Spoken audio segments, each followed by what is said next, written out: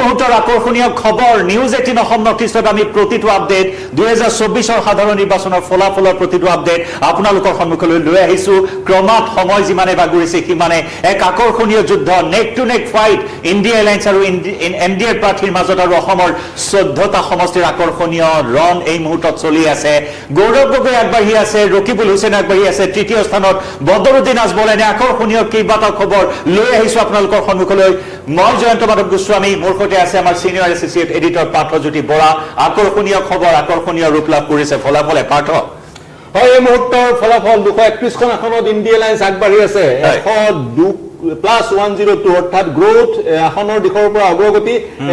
যোৱাবাৰতকৈ 102 খন অতিৰিক্ত আসন তেওঁলোকে লাভ কৰাৰ দিশত অগ্ৰসৰ হৈছে কিন্তু বিজেপি প্লাছৰ চাওক এই মুহূৰ্তত 292 খন আসনত তেওঁলোক আগবাঢ়ি আছে বিজেপি প্লাছ য'ত বিজেপি এককভাৱে 300 খন আসন পোৱাৰ কথা আছিলে এতিয়া বিজেপি এককভাৱে মাত্ৰ 240 খন আসনত অগ্ৰগতি লাভ কৰিছে বিজেপি 58 খন আসন পিছ পৰি আছে 58 যোৱাবাৰতকৈ 58 খন আসন তেওঁলোক পিছ পৰি আছে গতিকে প্ৰতিটো মুহূৰ্তৰ পথ পৰিৱৰ্তন হৈছে ইণ্ডিয়া এলায়েন্স আৰম্ভণিৰ পৰা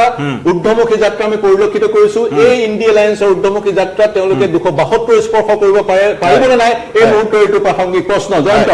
নিশ্চয় 272 মেজিক নাম্বাৰ 272 যি সময়ত ইণ্ডিয়া এলায়েন্সে এনেকুৱা ধৰণৰ এটা টক্কৰ আগবঢ়াইছে য'ত মোদী চৰকাৰৰ শ্লোগান আছিল আপকি বাৰ 400 পাৰ এতিয়া 300 পাৰ হোৱাৰো এতিয়া এই মুহূৰ্তত সম্ভাৱনা তেনেই ক্ষীণ যি ট্ৰেণ্ড এই মুহূৰ্তত সন্মুখলৈ আহিছে আমি অসমৰ সমষ্টিকেইটা যদি কথালৈ আহো পাৰ্থ যোৰহাটৰ পৰা আৰম্ভ কৰিম কাৰণ যোৰহাটৰ ওপৰতে সকলোৰে দৃষ্টি অসমৰ সমষ্টিকেইটা চাওক যোৰহাটৰ পৰা আৰম্ভ কৰিম অসমত এই মুহূৰ্তত 4খন আসনত কংগ্ৰেছে অগ্ৰগতি লাভ কৰিছে সেই 4খন আসনৰ এখন অন্যতম হৈছে যোৰহাট আৰু আৰু যোৰহাটৰ এই মুহূৰ্তত অহা খবৰ মতে প্ৰায় 44ৰ পৰা 45,000 ভোটত অগ্ৰগতি লাভ কৰিছে গৌৰৱ গগৈ গতিকে গৌৰৱ গগৈ জয়ৰ দিশে অগ্ৰসৰ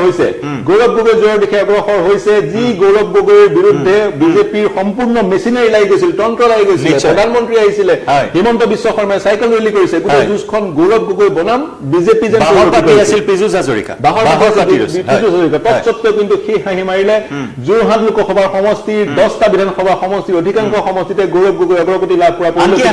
এনেকুৱা ব্লুপ্ৰিণ্ট প্ৰস্তুত কৰিছিল বিজেপিয়ে যে গৌৰৱক বধ কৰিবৰ কাৰণে ৰাণা গোস্বামী কংগ্ৰেছৰ পৰা বিজেপিত যোগদান কৰিলে আৰু তেওঁ খৰখেদাকৈ বিজেপিৰ উপসভাপতিৰ দায়িত্ব দিয়া হয়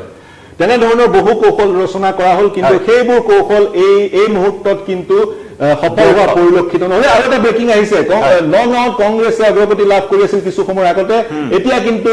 কংগ্ৰেছৰ প্ৰাৰ্থীগৰাকী ইনকামবেণ্ট এমপি প্ৰদ্যুৎ বৰদলৈ পিছ পৰি আছে অৰ্থাৎ যি নগাঁৱত অতি সহজে প্ৰদ্যুৎ বৰদলৈ জয়ী হ'ব বুলি ভবা হৈছিল সেই নগাঁৱত কিন্তু সুৰেশ বৰাই প্ৰদ্যুৎ বৰদলৈ তীব্ৰ প্ৰত্যাহ্বান আগবঢ়াইছে জয়ন্ত নিশ্চয় এই মুহূৰ্তত আকৰ্ষণীয় হ'ব নগাঁও যুঁজখন কাৰণ প্ৰদ্যুৎ বৰদলৈ যি সময়ত অগ্ৰগতি লাভ কৰি আছিল আকৌ সুৰেশ বৰা আগবাঢ়িছে সেয়া পৰৱৰ্তী সময়ত স্পষ্ট হৈ পৰিব ধুবুৰীলৈ আহো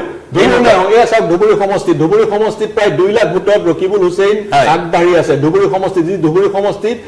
সমষ্টি নিৰ্ধাৰণৰ পিছত সবাতোকৈ বেছিকৈ প্ৰভাৱিত হৈছিল ধুবুৰী সমষ্টি জয়ন্ত ভাৰতবৰ্ষৰ জনসংখ্যাৰ দিশৰ পৰা দ্বিতীয় সৰ্ববৃহৎ এটা সমষ্টি 27 লাখ মতদানকাৰী প্ৰথমটো হৈছে মলকাগিৰি অন্ধ্ৰপ্ৰদেশৰ য'ত ভোটদাতা আছে 30 লাখ এই ধুবুৰী সমষ্টিটো বদৰুদ্দিন আজমল বা AIUDFৰ দুৰ্গ একেৰাহে 3টাকৈ কাৰ্যকাল 2009 2014 2019 এইবাৰ কিন্তু এই মুহূৰ্তত তৃতীয় স্থানত আছে বদৰুদ্দিন আজমল দ্বিতীয় স্থানত আছে জাবেদ ইছলাম অগপৰ প্ৰাৰ্থীগৰাকী আৰু প্ৰথম স্থানত আছে ৰকিবুল হুছেইন 2 লাখ ভোটত অগ্ৰগতি লাভ কৰিছে ৰকিবুল হুছেইনে এই মুহূৰ্তত ৰকিবুল হুছেইন জয়ী হোৱাটো এনেকৈ নকশাত কৰিছে সংখ্যালঘু ভোটাৰে AIDFক যে তৃতীয় স্থানত থমকি ৰবলগীয়া হৈছে যি সময়ত AIDF আৰু কংগ্ৰেছৰ প্ৰাৰ্থীৰ মাজত নেক টু নেক ফাইট হ'ব বুলি কোৱা হৈছিল তেনে সময়ত কিন্তু জাবেদ ইছলাম অগপৰ প্ৰাৰ্থী এনডিএৰ প্ৰাৰ্থী জাবেদ ইছলামে দ্বিতীয় স্থানত আছে ইয়াতকৈ আৰু AIDFৰ বাবে লাজৰ কথা একো হ'ব নোৱাৰে আৰু ইয়াৰ লগে লগে AIDF শূন্য হ'বলৈ গৈ আছে লোকসভাত AIDF শূন্য হ'বলৈ গৈ আছে আৰু AIDFৰ এক্সিষ্টেন্সিয়েল ক্ৰাইচিছ অস্তিত্বৰ সংকট হ'ব বুলি বিভিন্নজনে ক'ব খোজে এই মুহূৰ্তত আৰু এটা খবৰ আহিছে আমাৰ টেলিভিছনৰ পৰ্দাত ইন্দোৰৰ খবৰ ইন্দোৰত নটাই ৰেকৰ্ড অভিলেখ সৃষ্টি কৰিছে প্ৰায় 95,000 লোকে নটাত ভোট প্ৰদান কৰিছিল ইন্দোৰৰ প্ৰসংগটো মই এই কাৰণে উল্লেখ কৰিছো ইন্দোৰত বিজেপিৰ প্ৰাৰ্থীজন শক্তিশালী আছিল কংগ্ৰেছৰ যিজন প্ৰাৰ্থী তেওঁ বিজেপিৰ নেতৃত্বই প্ৰভাৱিত কৰিছিল আৰু কংগ্ৰেছৰ প্ৰাৰ্থীজনে প্ৰাৰ্থিত্ব প্ৰত্যাহাৰ কৰিছিল আৰু কংগ্ৰেছে তেতিয়া ইন্দোৰত প্ৰচাৰ চলাইছিলে যিহেতু তেওঁলোকৰ প্ৰাৰ্থী নাই তেওঁলোকে প্ৰভাৱ বিস্তাৰ কৰিছিল ৰাইজৰ মাজত ভোটৰ মাজত যাতে তেওঁলোকে নটাত ভোট দিয়ে আৰু সেই যি প্ৰচাৰ আছিল সেই প্ৰচাৰত কংগ্ৰেছ সফল হোৱা পৰিলক্ষিত হৈছে ইন্দোৰত নটাৰ ৰেকৰ্ড 95,000 নটাত ভোট দিছে গতিকে বিজেপিৰ কাৰণে এই কথা চিন্তনীয় যদিও বা বিজেপিয়ে চৰকাৰ গঠন কৰাৰ সক্ষম হ'ব কিন্তু এইবোৰ এংগল বিজেপিৰ কাৰণে এক চিন্তনীয় কথাৰূপে আত্মপ্ৰকাশ ৰাজস্থানলৈ আহিছো পাৰ্থ ৰাজস্থান অত্যন্ত গুৰুত্বপূৰ্ণ এবাৰ ৰাজস্থানৰ আমি মানচিত্ৰৰ যোগেদি চাওঁ ৰাজস্থান এইখন হৈছে ৰাজস্থান চাওক এইখন হৈছে ৰাজস্থান 25টা সিট 25খন আসন আৰু যোৱাবাৰ 2019 চনত যদি আমি পৰিসংখ্যা চাওঁ 2019 চনলৈ যাম 2019 চনত মন কৰক গেৰুৱা 24টা এখন আন দলে পাইছিলে এই আসনখন পাইছিলে এইখন আসন হৈছে নাগাঁও এইখন আসন লাভ কৰিছিলে RLTP নামৰ স্থানীয় দলটোৱে তাৰ বাদে 24খন আসনে বিজেপিয়ে লাভ কৰিছিল এইবাৰ চাওঁ 2024ত 2019 আমি দেখুৱালো 2024 আমি এইবাৰ চাম 2024ৰ পৰিসংখ্যাটো আমি পুনৰ এবাৰ চাব বিচাৰিম ৰাজস্থানলৈ গ'লে 2024ৰ পৰিসংখ্যাটো ওলাব এই ধৰণে মই ৰাজস্থান চাব বিচাৰিছো এয়া হৈছে ৰাজস্থান 2019 দেখুৱাই আছে নেক টু নেক ফাইট 2024 নেক টু নেক ফাইট শেহতীয়াকৈ সদ্য সমাপ্ত বিধানসভাত ৰাজস্থানত বিজেপিয়ে চৰকাৰ গঠন কৰিছিলে য'ত শূন্য আছিলে কংগ্ৰেছ ৰাজস্থানত এইবাৰ কংগ্ৰেছে অগ্ৰগতি লাভ কৰিছে 12খন আসনত আৰু অগ্ৰগতি গ্ৰোথ ৰেট হৈছে ষ্ট্ৰাইক ৰেট হৈছে +11 আৰু বিজেপিৰ -11 চাওক 2019 চনৰ ছবিখন সম্পূৰ্ণ গেৰুৱা আছিল এইবাৰ আংশিকভাৱে গেৰুৱা আধা নীলা অৰ্থাৎ কংগ্ৰেছৰ সমষ্টিসমূহ এইটো সমষ্টিটো যে বাৰ্মেৰ সমষ্টি এই সমষ্টিটো হৈছে ভাৰতবৰ্ষত মাটিকালিৰ দিশৰ পৰা সৰ্ববৃহৎ সমষ্টি ৭১,০০০ বৰ্গ কিলোমিটাৰ মাটিকালি অৰ্থাৎ অসমখনৰ সমান অসমখনত ৭৮,০০০ বৰ্গ কিলোমিটাৰ মাটিকালি বাৰ্মেৰত ৭১,০০০ বাৰ্মেৰখনত কংগ্ৰেছে অগ্ৰগতি লাভ কৰিছে এইবোৰ সমষ্টি চাওক দিল্লীৰ সমীপৰ সমষ্টিবোৰ পাঞ্জাৱৰ সমীপৰ সমষ্টিবোৰ উত্তৰ প্ৰদেশৰ সমীপৰ সমষ্টিবোৰত কংগ্ৰেছে অগ্ৰগতি লাভ কৰিছে এই সমষ্টিবোৰ মূলতঃ পূব ৰাজস্থানৰ এই সমষ্টিসমূহত জাট সম্প্ৰদায়ৰ লোকসকলৰ অধ্যুষিত সমষ্টি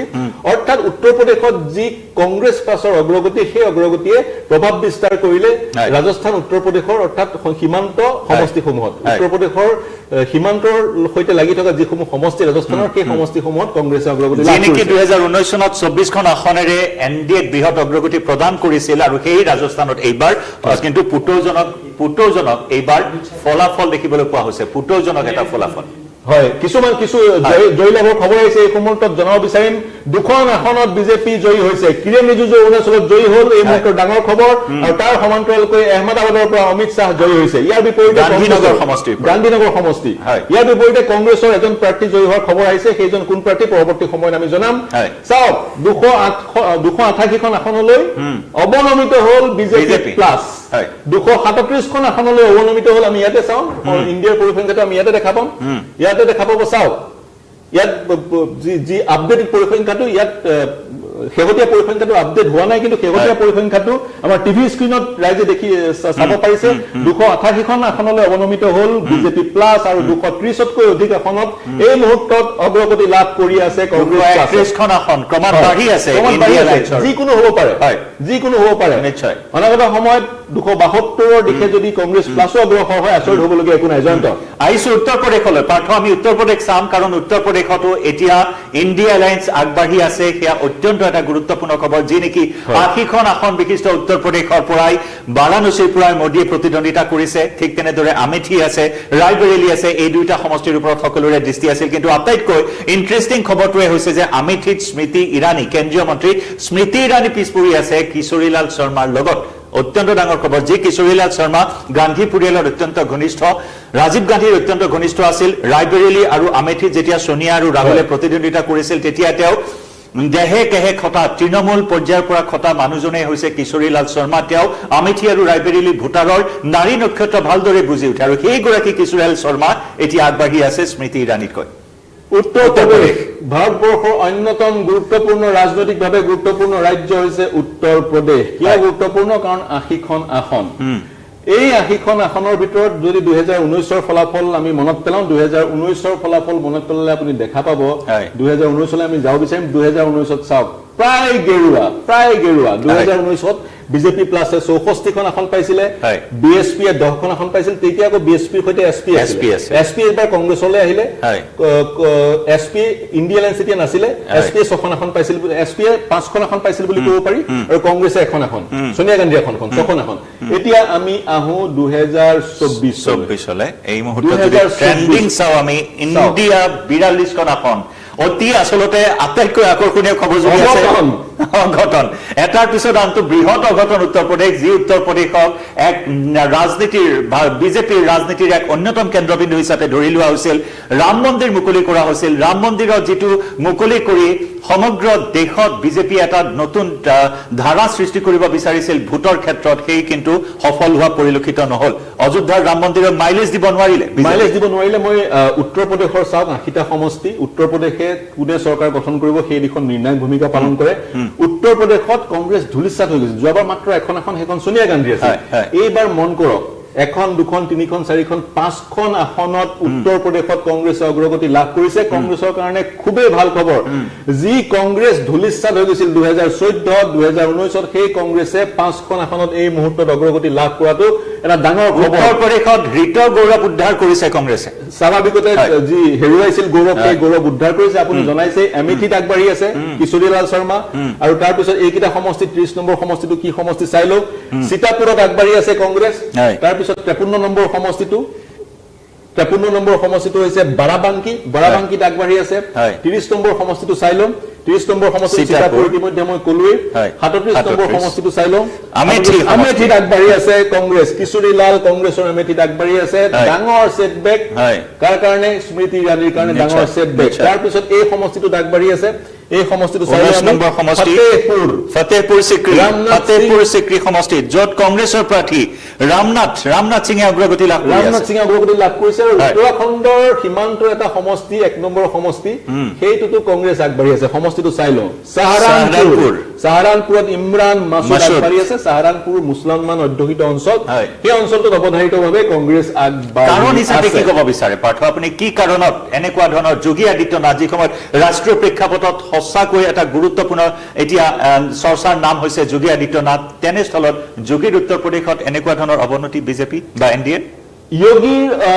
যোগী আদিত্যনাথক বহুতে প্ৰধানমন্ত্ৰী প্ৰাৰ্থী হিচাপে প্ৰক্ষেপ কৰিব বিচাৰি আছিলে তাৰ পিছত নৰেন্দ্ৰ মোদীৰ পিছত আৰু তেওঁৰ যি সফলতা সেই সফলতা সমগ্ৰ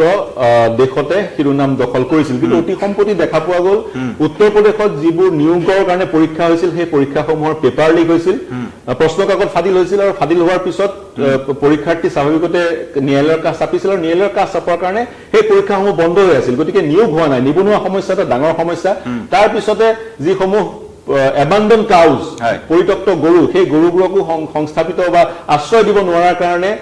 স্থানীয় ৰাইজ ক্ষুভিত হৈছিল যি গৰুৰ কথা কৈ গৌমাতাৰ কথা কৈ বিজেপি শাসনলৈ আহিছিল সেই বিজেপিয়ে গৌমাতাক সুৰক্ষা নিদিয়াৰ কাৰণে স্থানীয় লোক ক্ষুভিত হৈছিল তাৰ পিছত কিন্তু চাব এছপিৰ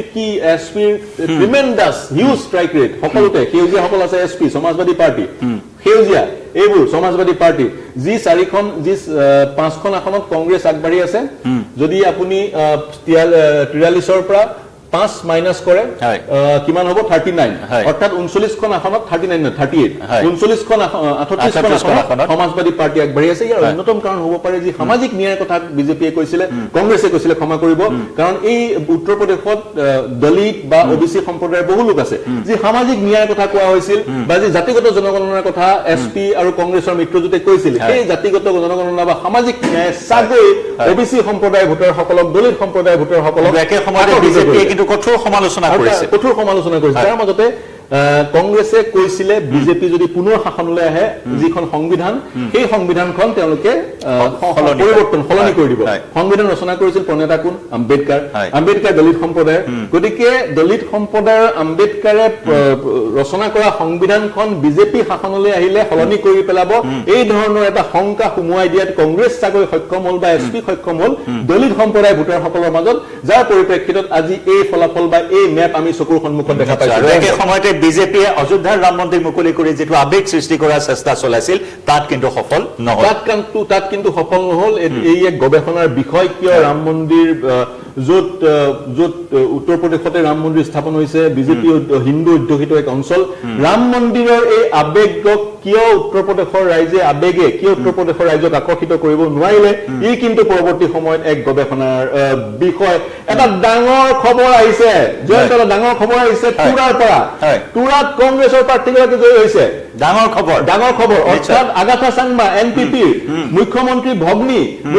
ভগ্নী ত্ৰিপুৰাৰ মেঘালয়ৰ মুখ্যমন্ত্ৰী ভগ্নী এই সময়ত পৰাজিত হৈছে। তুৰা সমষ্টিটোত অপ্ৰত্যাশিতভাৱে কংগ্ৰেছৰ প্ৰাৰ্থীগৰাকী জয়ী হৈছে।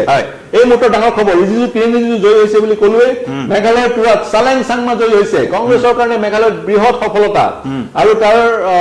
তাৰ লগতে অমিত শ্বাহ জয়ী হৈছে। বিজেপিৰ ছজন প্ৰাৰ্থী এতিয়ালৈকে জয়ী হৈছে আৰু ত্ৰিপুৰা ৱেষ্টত বিজেপি বিপ্লৱ কুমাৰ দেৱ জয়ী হোৱাৰ খবৰ আহিছে এই মুহূৰ্তত। বিজেপিৰ প্ৰাৰ্থী বিপ্লৱ কুমাৰ দেৱ, প্ৰাক্তন মুখ্যমন্ত্ৰী ত্ৰিপুৰাৰ বিপ্লৱ কুমাৰ দেৱ ত্ৰিপুৰা ৱেষ্ট সমষ্টিৰ পৰা জয়লাভ কৰাৰ খবৰ আহিছে আমাৰ হাতলৈ। প্ৰতিটো আপডেট কেৱল শুদ্ধ, সঠিক, দ্ৰুত ৰূপত আমি আপোনালোকৰ বাবে আগবঢ়াইছো আমাৰ প্ৰতিটো প্লেটফৰ্মত। মিজোৰামৰ JPM-ৰ প্ৰাৰ্থীজন আগবাঢ়ি আছে। এইখন ৰাজ্য পৰৱৰ্তী ৰাজ্য কোনখনলৈ যাব পাৰোঁ আমি যদি এবাৰ ৱেষ্ট বেংগল যাওঁ, ৱেষ্ট বেংগলত সৰ্বশক্তি প্ৰয়োগ কৰিছে এইবাৰ বিজেপিয়ে। মোদী, অমিত শ্বাহ, অসমৰ মুখ্যমন্ত্ৰী হিমন্ত বিশ্ব শৰ্মাই ধাৰাবাহিকভাৱে প্ৰচাৰ চলাইছে। দিদিৰ ভেটিত কঁপনি তোলাৰ চেষ্টা চলাইছে। 2014 তিনি আছিল, 2019ত 18খন আসন বিজেপি NDA লাভ কৰিছিল আৰু এইবাৰ 2024ত বৃহৎ সংখ্যক আসন লাভ কৰাৰ দাবী কৰি অহা বিজেপিৰ এই মুহূৰ্তত কি ট্ৰেণ্ড পাৰ্থ? পশ্চিমবংগত কিন্তু বিজেপিৰ সেটবেক। বিজেপিয়ে দাবী কৰিছিল 24খনমান আসন পাম বুলি, কিন্তু এই মুহূৰ্তত মাত্ৰ 10খন আসনতহে বিজেপি অগ্ৰগতি লাভ কৰা পৰিলক্ষিত হৈছে। অৰ্থাৎ 8খন মাইনাছত। যোৱাবাৰ 18খন তেওঁলোকৰ আসন আছিল। এইবাৰ দাবী কৰিছিল তেওঁলোকে 25খন পাব ইত্যাদি ইত্যাদি। ভোট শ্বেয়াৰ এক্সিট পোলে কৈছিলে TMC-তকৈ বেছি হ'ব। 43% ভোট শ্বেয়াৰ কংগ্ৰেছ বিজেপিৰ হ'ব আৰু 40% TMC হ'ব বুলি কৈছিল ভোটৰ শতাংশ ৱেষ্ট বেংগলত। কিন্তু এক্সিট পোল সম্পূৰ্ণ মিছা প্ৰমাণিত হ'ল। TMC এই মুহূৰ্তত কেইখন আসন, 42খন আসনৰ 31খন আসনত TMC অগ্ৰগতি লাভ কৰিছে। যোৱাবাৰতকৈ ভাল ফলাফল। 22 আছিল যোৱাবাৰ 22 নহয়, 18খন বিজেপি আছিলে, 20খন TMC আছিলে, 2খন কংগ্ৰেছ আছিলে। কংগ্ৰেছৰ ফলাফল এখনত তেওঁলোকে অগ্ৰগতি লাভ কৰিছে। মালদা দক্ষিণত তেওঁলোকে অগ্ৰগতি লাভ কৰিছে। মুছলিম অধ্যুষিত এক অঞ্চল আৰু এই মালদা দক্ষিণ পৰম্পৰাগতভাৱে কংগ্ৰেছৰ দখলত। আব্দুল গানি খান চৌধুৰী ইয়াৰ পৰা সাংসদ আছিলে, তেওঁৰ ভাতৃ বৰ্তমান সাংসদ। বিজেপিৰ শোচনীয় পৰাজয় পশ্চিমবংগত 10খন আসনতে তেওঁলোকে অগ্ৰগতি লাভ কৰিবলৈ সক্ষম হৈছে। মানচিত্ৰখনৰ পৰাই গম পোৱা যায় উত্তৰ-বংগৰ সমষ্টিসমূহত বিজেপি অগ্ৰগতি লাভ কৰিছে। মূলতঃ এইটো হৈছে চাগৈ দাৰ্জিলিঙত বিজেপি অগ্ৰগতি লাভ কৰিছে। ৰাজু বিষ্টা বৰ্তমানৰ সাংসদ। এইটো চাগৈ আলিপুৰদুৱাৰত মনোজ তিগ্গাই অগ্ৰগতি লাভ কৰিছে। এইটো চাগৈ কোচবিহাৰত নিশ্চিত প্ৰমাণিক কেন্দ্ৰীয় মন্ত্ৰী, তেওঁ অগ্ৰগতি লাভ কৰিছে। এইটো হৈছে জলপাইগুৰিত কংগ্ৰেছে অগ্ৰগতি লাভ কৰিছে। জয়ন্ত কুমাৰ ৰয় অগ্ৰগতি লাভ কৰিছে। কোচ ৰাজবংশী অধ্যুষিত এক অঞ্চল। 5 নম্বৰত আমি 5 নম্বৰ যদি পাওঁ, 5 নম্বৰত ৰায়গঞ্জ সমষ্টিত আপোনাৰ কাৰ্তিক চন্দ্ৰ পলে লাভ কৰি আছে অগ্ৰগতি। 7 নম্বৰটো চাই লওঁ। 7 নম্বৰটো মালদা উত্তৰত খগেন মুৰ্মুৱে অগ্ৰগতি লাভ কৰিছে আৰু মালদা দক্ষিণত বিজেপিৰ কংগ্ৰেছৰ প্ৰাৰ্থীগৰাকী অগ্ৰগতি লাভ কৰিছে। দক্ষিণ পশ্চিমবংগত অৰ্থাৎ চাউদাৰ্ণ ৱেষ্ট বেংগলত মন কৰক কেনেকুৱা ফলাফল। চাউদাৰ্ণ ৱেষ্ট বেংগলতে মেক্সিমাম সমষ্টিসমূহ আছে। দক্ষিণ পশ্চিমবংগত 1, 2, 3, 4টা সমষ্টিত বিজেপি অগ্ৰগতি লাভ কৰিছে। বাকীখিনি 31টা সমষ্টিৰ 30টা সমষ্টিত, দক্ষিণ পশ্চিমবংগৰ 30টা সমষ্টিত তৃণমূল কংগ্ৰেছে অগ্ৰগতি লাভ কৰিছে। বাকী গোটেই আপোনাৰ যদি চাই পশ্চিমবংগ এই মুহূৰ্তত সেউজীয়া হৈ আছে, অৰ্থাৎ TMCৰ দখললৈ গৈ আছে, TMC আগবাঢ়ি আছে। এয়া পশ্চিমবংগৰ খবৰ, যি পশ্চিমবংগক লৈ যথেষ্ট আশাবাদী আছিল প্ৰধানমন্ত্ৰী মোদী। পশ্চিমবংগৰ ফলাফলে NDAক 400 পাৰ কৰাৰ ক্ষেত্ৰত বিশেষ ভূমিকা গ্ৰহণ কৰিব বুলি প্ৰধানমন্ত্ৰীয়ে দাবী কৰি আহিছিল, কিন্তু সেই দাবী ভোটাৰে সম্পূৰ্ণৰূপে নস্যাৎ কৰা পৰিলক্ষিত হৈছে এই মুহূৰ্তৰ ট্ৰেণ্ডিঙত সম্পূৰ্ণৰূপে নস্যাৎ কৰিছে। এইটো বনগাঁ সমষ্টি শান্তনু ঠাকুৰ, তেওঁ বিজেপিৰ আৰু তেওঁ কেন্দ্ৰীয় মন্ত্ৰী বা সাংসদ আছিলে। বনগাঁ সমষ্টিটো গুৰুত্বপূৰ্ণ কাৰণ ইয়াত বাংলাদেশৰ পৰা অহা হিন্দুসকলৰ অধ্যুষিত এক অঞ্চল আৰু নাগৰিকত্ব সংশোধনী আইন গৃহীত হোৱাৰ পিছত তেওঁলোক উৎসাহী হৈ পৰিছিল, কাৰণ তেওঁলোকে পাৰ্মানেণ্টলি ভাৰতীয় নাগৰিকৰ স্বীকৃতি লাভ কৰিব বুলি ভাবিছিলে। সেইকাৰণে কাৰ প্ৰভাৱ চাগৈ বনগাঁত পৰিছে আৰু সেইকাৰণে বনগাঁ সমষ্টিটোত বিজেপি অগ্ৰগতি লাভ কৰিছে। কাৰ প্ৰভাৱ কিন্তু পশ্চিমবংগৰ আন সমষ্টিবোৰত পৰা পৰিলক্ষিত নহল। বিশেষকৈ ইয়াৰ ক্ষেত্ৰত আমি উল্লেখ কৰিব লাগিব পাৰ্থ, চিটিজেনশ্বিপ এমেণ্ডমেণ্ট বিল এক্ট ক্ষমা কৰিব, CAA প্ৰণয়ন কৰাৰ কথা অমিত শ্বাহে উল্লেখ কৰিছিল, বাৰে বাৰে পশ্চিমবংগৰ জনসভাত প্ৰধানমন্ত্ৰীয়ে উল্লেখ কৰিছিল, তাৰ কিন্তু প্ৰভাৱ তেনেকৈ দেখিবলৈ পোৱা নাই। প্ৰধানমন্ত্ৰী নৰেন্দ্ৰ মোদীয়ে দুখন ৰাজ্যত সম্পূৰ্ণ প্ৰভাৱ বিস্তাৰ কৰিবলৈ চেষ্টা কৰিছিল। এখন হৈছে পশ্চিমবংগ, পশ্চিমবংগত বিজেপিয়ে ভাল ফলাফল প্ৰদৰ্শন নকৰিলে। আনখন হৈছে তামিলনাডু, নিৰ্বাচন অন্ত পৰাৰ পিছতো তামিলনাডুতে তেওঁ ধ্যান কৰিবলৈ গৈছিলে। গতিকে তামিলনাডুতো বিজেপিয়ে ভাল ফলাফল প্ৰদৰ্শন নকৰিলে। কিন্তু আমি উৰিষ্যালৈ যাওঁ নেকি বাৰু? হয়, নিশ্চয় আমি উৰিষ্যা চাই ল'ম এবাৰ, কাৰণ উৰিষ্যা একেলগত বিধানসভাৰো নিৰ্বাচন হৈছে, আজি একেলগত বিধানসভাৰো ফলাফল ঘোষণা কৰা হ'ব, য'ত নেকি অসমৰ মুখ্যমন্ত্ৰী হিমন্ত বিশ্ব শৰ্মাই কেইবাখনো প্ৰচাৰ সভাত অংশগ্ৰহণ কৰি উৰিষ্যাত নিৰ্বাচনী চমক সৃষ্টি কৰিছিল। আৰু ৰাষ্ট্ৰীয় প্ৰেক্ষাপটত ৰাষ্ট্ৰীয় ৰাজনীতিত হিমন্ত বিশ্ব শৰ্মাৰ নাম পুনৰ উজ্বলাই তুলিবলৈ সক্ষম হৈছিল ষ্টাৰ কেম্পেইনাৰ হিচাপে। হিমন্ত বিশ্ব শৰ্মা জয়ন্ত 100% সফল, যোগী বিফল। অনাগত সময়ত যোগীৰ স্থান হিমন্ত বিশ্ব শৰ্মাই যদি ল'ব নেকি এই মুহূৰ্তৰ প্ৰাসংগিক প্ৰশ্ন। যি হিমন্ত বিশ্ব শৰ্মাই অসমত নিৰ্বাচনী প্ৰচাৰ সামৰি এতিয়া উৰিষ্যালৈ গৈছিল। উৰিষ্যাত কিমান ৰেলী তেওঁ কৰিছে হিচাপ নাই, কিমান মানুহৰ সৈতে কথা পাতিছে হিচাপ নাই। আৰু এইটো মই HBS প্ৰভাৱ বুলি ক'ব বিচাৰো এই মুহূৰ্তত। হিমন্ত বিশ্ব শৰ্মা ৰাষ্ট্ৰীয় পৰ্যায়ত আৰু শক্তিশালী নেতা ৰূপে তেওঁৰ আৱিৰ্ভাৱ ঘটিব, আৰু অনাগত সময়ত তেওঁ যোগীক ৰিপ্লেচ কৰাৰ পূৰ্ণ সম্ভাৱনা আছে। চাওক, যি উৰিষ্যাত বিজেপিৰ কেম্পেইনৰ নেতৃত্ব বহন কৰিছিল হিমন্ত বিশ্ব শৰ্মাই, সেই উৰিষ্যাত বিজেপি আজিৰ তাৰিখত 16খন আসনত আগবাঢ়ি আছে। মাত্ৰ 4খন আসনত আগবাঢ়ি আছে। আৰু যদি মই এই মুহূৰ্তত উৰিষ্যাত বিধানসভা নিৰ্বাচনো আছে, মই বিধানসভা নিৰ্বাচনৰ ফলাফলো এই মুহূৰ্তত আগবঢ়াব বিচাৰিছো। উৰিষ্যাত বিজেপিয়ে 25 বছৰৰ বিজেডিৰ শাসনৰ পিছত চৰকাৰ গঠন কৰিবলৈ গৈ আছে উৰিষ্যা। এই মুহূৰ্তত উৰিষ্যাত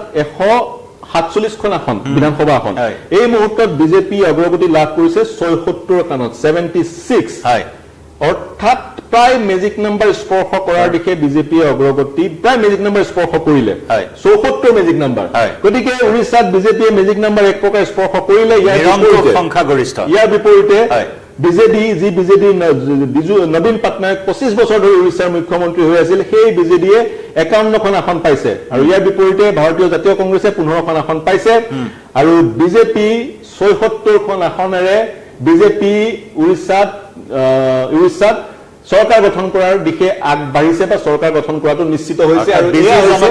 বিজু জনতা দলক এইবাৰ কঁপনি তুলি বিজেপি এইবাৰ চৰকাৰ গঠন কৰিব বিধানসভাত, একেদৰে লোকসভাতো আশাব্যঞ্জক ফলাফল। আৰু যি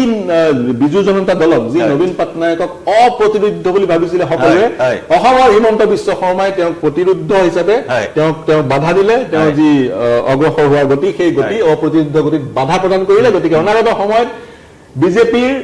বিজেপিয়ে যিমানেই আসন লাভ কৰক, যিয়ে হওক, হিমন্ত বিশ্ব শৰ্মাই কিন্তু ৰাষ্ট্ৰীয় পৰ্যায়ত শিৰোনাম দখল কৰিব। HBS প্ৰভাৱ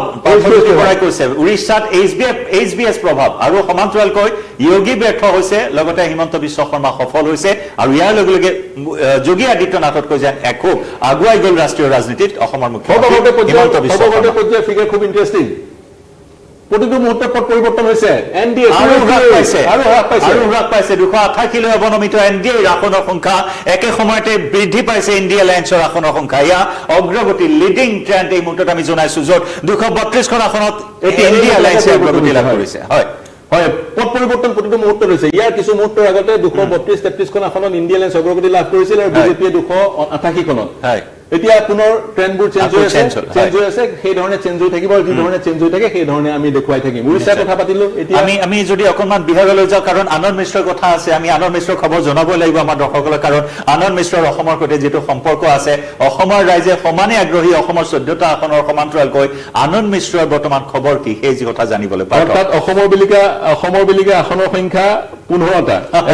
এখন বিহাৰৰ আসন। আৰু যিসকলে আমাৰ সৈতে ফেচবুক বা ইউটিউবত সংযুক্ত হৈছে, তেওঁলোকে কি কমেণ্ট দিছে সেইখিনিও আপোনালোকক জনাম এই মুহূৰ্তত। বহু লোক আমাৰ সৈতে সংযুক্ত হৈছে ফেচবুক আৰু ইউটিউবত। যি কি নহওক, আমি বিহাৰৰ প্ৰসংগটোলৈ আহোঁ। বিহাৰত ইণ্ডিয়া এলায়েন্সে আশাব্যঞ্জক ফলাফল প্ৰদৰ্শন কৰিবলৈ সক্ষম, ইণ্ডিয়া এলায়েন্সে নাই হোৱা, এনডিএ আশাব্যঞ্জক ফলাফল প্ৰদৰ্শন কৰিবলৈ সক্ষম হৈছে। চাওক, এতিয়া 32খন আসনত, সৰ্বমুঠ আসন 40খন, 32ত এনডিএ অগ্ৰগতি, 8খনত ইণ্ডিয়া এলায়েন্সৰ অগ্ৰগতি অন্যান্যত কিন্তু এতিয়াও নাই কাৰণ নিৰ্দলীয় প্ৰাৰ্থী ৰূপে বক্সাৰ সমষ্টিৰ পৰা প্ৰতিদ্বন্দ্বিতা কৰিছিল আনন্দ মিশ্ৰাই নিৰ্দলীয় সমষ্টিৰ ৰূপে আনন্দ মিশ্ৰৰ প্ৰতিদ্বন্দ্বিতা কৰিছিল হয়। এই সেউজীয়াবোৰ হৈছে জেডিইউৰ হয় আৰু বেগুনীয়া বেগুনীয়াখিনি হৈছে এলজেপি হয় আৰু এইখিনি চাগৈ তেজস্বী আৰজেডি গতিকে আৰজেডিয়ে ভাল ফলাফল এইবাৰ প্ৰদৰ্শন কৰিবলৈ সক্ষম হোৱা নাই কিন্তু জেডিইউৱে অপ্ৰত্যাশিতভাৱে ভাল ফলাফল প্ৰদৰ্শন কৰিছে এক্সিট পোলত কোৱা হৈছিল জেডিইউৰ ফলাফল ভাল নহ'ব কিন্তু জেডিইউ চাওক সেউজীয়া সমগ্ৰ বিহাৰত অধিকাংশই সেউজীয়া কিন্তু জেডিইউ মুৰব্বীজন তেওঁৰ নাম পল্টুৰাম বুলিও সকলোৱে জানে এই মুহূৰ্তত খবৰ আহিছে কংগ্ৰেছৰ ফালৰ পৰা তেওঁক যোগাযোগ কৰা হৈছে তেওঁ যদিও নিৰ্বাচনৰ পূৰ্বে বিজেপিৰ সৈতে মিত্ৰতা কৰিছিল নিৰ্বাচনৰ পিছত যদি তেওঁক ভাল পল্টুৰামৰ চৰিত্ৰটো যদি ভাল থাকে তেওঁক ভাল মন্ত্ৰিত্ব প্ৰদান কৰা হয় তেওঁ যদি আমি ধৰি ললো 12খন আসনত জয়ী হ'ব বা 15খনত জয়ী হৈছে সেই 15খন আসনলৈ তেওঁ কংগ্ৰেছক যদি সমৰ্থন দিয়ে আচৰিত হ'বলগীয়া একো নাই সমৰ্থন দি যদি তেওঁ আকৌ সমৰ্থন প্ৰত্যাহাৰ কৰিলে তেতিয়া আচৰিত হ'বলগীয়া একো নাই এয়াই হৈছে ৰাজনীতিত সকলো সম্ভৱ তাৰ উদাহৰণ এনেদৰে পাৰ্থজ্যোতি বৰাই দাঙি ধৰিছে বিশেষকৈ নীতিশ কুমাৰৰ কথাই কোৱা হৈছে বিহাৰৰ মুখ্যমন্ত্ৰী তেওঁ কেনেদৰে পাল্টি মাৰে ফলাফলৰ পিছত সেয়া অৱশ্যে লক্ষণীয় হ'ব তাৰ পিছত আমি গম পাম আমি বক্সাৰৰ কথা আনন্দ মিশ্ৰৰ কথা বক্সাৰখন আমি চাব লাগিব কোনখন বক্সাৰ এইখন হৈছে বাংকা 26 হৈছে ভাগলপুৰ 40 হৈছে জামুই বক্সাৰ এইখন বক্সাৰ হোৱাৰ সম্ভাৱনা আছে কাটিহাৰ তলতে কাটিহাৰ 11 নম্বৰ এইখন বক্সাৰ হ'ব পাৰে পূৰ্ণিয়া এইখন বক্সাৰ কিষণগঞ্জ বক্সাৰখন বিচাৰি উলিয়াব লাগিব ঠিক আছে আমি পিছত পৰৱৰ্তী সময়ত আগবঢ়াম বক্সাৰৰ কথা কিন্তু আমি যদি চাওঁ হিমাচল প্ৰদেশৰ কথাও আমি জনাম হিমাচল প্ৰদেশত আমি জনাইছো 6টা সমষ্টিত বিধানসভাত উপ নিৰ্বাচন একে সময়তে লোকসভা নিৰ্বাচন বিজেপিৰ ৰাষ্ট্ৰীয় অধ্যক্ষ জেপি নাড্ডা যি হিমাচল প্ৰদেশৰ তেওঁ লগতে অনুৰাগ ঠাকুৰ হিমাচল প্ৰদেশৰ কেন্দ্ৰীয় মন্ত্ৰী এইবাৰ কংগনা ৰাণাৱত বলিউডৰ কুইন কংগনা ৰাণাৱতে এইবাৰ মাণ্ডি সমষ্টিৰ পৰা প্ৰতিদ্বন্দ্বিতা কৰি এইবাৰ অগ্ৰগতি লাভ কৰি আছে বলিউডৰ পৰা মুম্বাইৰ পৰা মায়ানগৰী মুম্বাইৰ পৰা দিল্লীৰ সংসদ ভৱনলৈ যাত্ৰা কৰাৰ বাবে সাজু হৈছে এই মুহূৰ্তত পাৰ্থ হয় কংগনা ৰাণাৱত হিমাচলৰ কথা আপুনি কৈ আছিলে হিমাচলৰ প্ৰসংগটো আমি উল্লেখ কৰিম হিমাচললৈ যাব বিচাৰিছো আমি হিমাচলৰ ডেটা চাগৈ আপডেট হ'বলৈ বাকী আছে সৰু ৰাজ্যৰ কাৰণে হিমাচল আপডেট হোৱা নাই কংগনা আৰু হাই প্ৰফাইল পাৰ্টি বহুগৰাকী আছিল আমি মহাৰাষ্ট্ৰ এবাৰ চাই ল'ব পাৰো এই মুহূৰ্তত মহাৰাষ্ট্ৰ এবাৰ চাই ল'ব পাৰো এই মুহূৰ্তত আমি মধ্যপ্ৰদেশলৈ গলো মধ্যপ্ৰদেশত অৱধাৰিতভাৱে এই মুহূৰ্তত 29খন আসনতে পদুম ফুলিছে য'ত বিজেপিয়ে ভাল ফলাফল প্ৰদৰ্শন কৰা নাই সেই ভাল ফলাফল নকৰা ৰাজ্যসমূহৰ পৰিপূৰক মধ্যপ্ৰদেশ গণ্য হোৱাৰ মধ্যপ্ৰদেশত আটাইকেইখনে দখল কৰিছে 2029ৰ ধাৰাবাহিকতা অক্ষুণ্ণ ৰাখিছে 2029তো 2019তো মধ্যপ্ৰদেশত বিজেপিয়ে ভাল ফলাফল লাভ কৰিছিল এবাৰ বিজেপিৰ বিপৰ্যয় হয় মহাৰাষ্ট্ৰ হয় এনডিএ মাত্ৰ 21খন আসনতে সীমাবদ্ধ হৈ আছে আৰু য'ত ইণ্ডিয়া এলায়েন্সে অগ্ৰগতি লাভ কৰিছে 26খন আসনৰে অগ্ৰগতি লাভ কৰিছে এখন বৃহৎ ৰাজ্য য'ত 48খন আসন আছে মহাৰাষ্ট্ৰত তাত কিন্তু এইবাৰ কিছু পুতৌজনক এনডিএৰ ফলাফল এইবাৰ ৰাজনৈতিকভাৱে সকলোতকৈ জটিল আছিল মহাৰাষ্ট্ৰ এনচিপি দুটা শিৱসেনা দুটা এটা এনচিপি আৰু এটা শিৱসেনা বিজেপিৰ সৈতে আনটো শিৱসেনা আনটো এনচিপি কংগ্ৰেছৰ সৈতে গতিকে এই যি দুটা এনচিপি বহু এনেকুৱা সমষ্টি আছে যি দুটা এনচিপি সেই দুটাৰ মাজত প্ৰতিদ্বন্দ্বিতা হৈছিল সুপ্ৰিয়া সুলে আৰু তেওঁৰ খুৰীয়েকৰ সৈতে প্ৰতিদ্বন্দ্বিতা হৈছিল একেটা পৰিয়ালৰে সুপ্ৰিয়া সুলে অগ্ৰগতি লাভ কৰিছে এই মুহূৰ্তত গম পাইছো মহাৰাষ্ট্ৰত 2019ৰ যদি আপুনি পৰিসংখ্যাটো চাই 2019ত মহাৰাষ্ট্ৰত 2019ৰ যদি পৰিসংখ্যাটো চাই 2019ত চাওক এনডিএ 38খন আসনতে লাভ কৰিছে আৰু কংগ্ৰেছ প্লাছৰ মাত্ৰ 9খন আসন আছিলে এই আমি যদি তাৰ এক প্ৰকাৰ ৰিভাৰ্স হৈছে বুলি ক'ব লাগিব 2024ৰ যদি পৰিসংখ্যাটো চাওঁ এই মুহূৰ্তত ইণ্ডিয়া এলায়েন্স 26খন আসনত অগ্ৰগতি লাভ কৰিছে 26খন প্লাছ 17 যোৱাবাৰৰ তুলনাত এনডিএ সীমিত হ'ল 21খন আসনত মাইনাছ 17 যোৱাবাৰৰ তুলনাত মেপখন চালে আপুনি গম পাব খুব কম সংখ্যকহে গেৰুৱা আসন আছে 20টা সমষ্টিতহে গেৰুৱা ৰং সনা হৈছে বাকী কেইটা সমষ্টিত এই নীলা সমষ্টিকেইটাত কংগ্ৰেছ অৰ্থাৎ কংগ্ৰেছেও বহুকেইটা সমষ্টিত অগ্ৰগতি লাভ কৰিছে এটা দুটা তিনিটা চাৰিটা পাঁচটা ছটা সাতটা নটা প্ৰায় 9টা সমষ্টিত কংগ্ৰেছে অগ্ৰগতি লাভ কৰা পৰিলক্ষিত হৈছে তাৰ সমান্তৰালকৈ কংগ্ৰেছৰ সহযোগী দল এনচিপি শৰদ পাৱাৰ আৰু শিৱসেনা উদ্ধৱ ঠাকৰেও ভাল ফলাফল প্ৰদৰ্শন কৰা পৰিলক্ষিত হৈছে আৰু বিভিন্ন ৰঙৰ সমাহাৰ যেহেতু মহাৰাষ্ট্ৰত ঘটিছে ইয়াৰ প্ৰায় প্ৰতীয়মান হয় কিমান জটিল আছিল ৰাজনৈতিকভাৱে মহাৰাষ্ট্ৰত চাওক 4-5টামান কালাৰ আছে হালধীয়া আছে গেৰুৱা আছে বেঙুনীয়া আছে নীলা আছে ডাৰ্ক ব্লু আছে গতিকে ইয়াৰ পৰাই প্ৰতীয়মান হয় কিমান জটিল আছিল মহাৰাষ্ট্ৰখন কিন্তু শেষ কাহি মাৰিবলৈ যেন কংগ্ৰেছ প্লাছে সক্ষম হ'ল সেই ধৰণৰে আছিলে আৰু এখন গুৰুত্বপূৰ্ণ ৰাজ্য অন্ধ্ৰপ্ৰদেশ এখন গুৰুত্বপূৰ্ণ ৰাজ্য অন্ধ্ৰপ্ৰদেশত এই যি হালধীয়া অন্ধ্ৰপ্ৰদেশত NDA 22খন এখনত আগবাঢ়ি আছে YSRCP এইটো দল শাসক দল অন্ধ্ৰপ্ৰদেশৰ তেওঁলোক NDA লগতো নাছিলে ইণ্ডিয়াৰ লগতো নাছিলে কংগ্ৰেছ প্লাছে কিন্তু এখন লাভ কৰিব পৰা নাই শোচনীয় কংগ্ৰেছ শোচনীয় গতিকে য'ত বিজেপিয়ে লুজ কৰিছে সেই লুজ অন্ধ্ৰপ্ৰদেশত বা সেই গেইন অন্ধ্ৰপ্ৰদেশত বিজেপিয়ে লাভ কৰাৰ সম্ভাৱনা আছে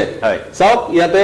টিডিপিয়ে ভাল ফলাফল প্ৰদৰ্শন কৰাৰ কাৰণে অৰ্থাৎ টিডিপিৰ বুকুচাত উঠি এইবাৰ বিজেপি প্লাছে অন্ধ্ৰপ্ৰদেশত ভাল ফলাফল প্ৰদৰ্শন কৰিছে আৰু চৰকাৰ গঠন কৰাৰ দিশত এই নম্বৰ কেইটাই অন্ধ্ৰপ্ৰদেশৰ এই পৰিসংখ্যাই নিৰ্ণায়ক ভূমিকা পালন কৰিব পাৰে আমি অসমৰ কথালৈ আহিব বিচাৰিম পাৰ্থ এটা ডাঙৰ খবৰ আছে কৰিমগঞ্জ যি সময়ত কৰিমগঞ্জত কংগ্ৰেছে লিড লৈ আছিল এতিয়া কিন্তু ছবিখন পৰিৱৰ্তন হৈছে দৃশ্যপট সলনি হৈছে এতিয়া